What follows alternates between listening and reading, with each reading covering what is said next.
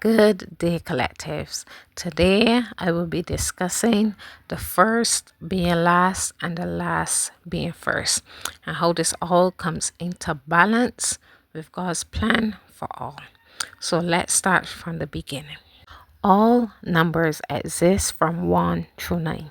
We know this because every time once we reach 9, we have to restart numbers. So if you watched my previous video, I would have explained how Methuselah, who is the father of the lie, is life path 9. You will understand that 9 is the end. Now, when we talk about Adam, which is his son, Adam is life path 1, which is the beginning. His father was first, but when God reset the earth, he then became first, and his father became last. So, this is the first example of the first being last and the last being first. Adam, however, being the first, was casted out of the garden. So, the Savior had to come through his bloodline, and the Savior would come later down in life. So although the Savior, which is the Christ, would have came last, he ended up being the first because he is the one that saved the bloodline. So once again, here is the example of the last being first and the first being last.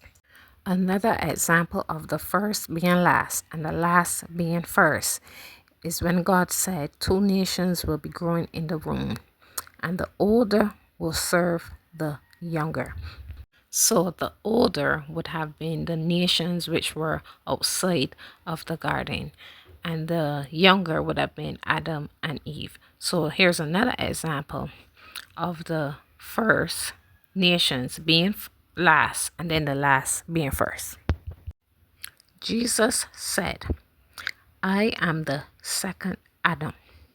I am the Alpha and the Omega. I am the beginning and the end. As I explained before, Adam does not just mean the man. God blessed them and called their name Adam. Adam also means the woman. So the Alpha is the 1 and the Omega is 33. That is why Christ died at 33. So here is another example at the last being first and the first being last. So those are the 3 truths that I share with you for today. I hope you can see, as I did, that God is a God of love, a God of balance, and a God of grace. Everyone had their time.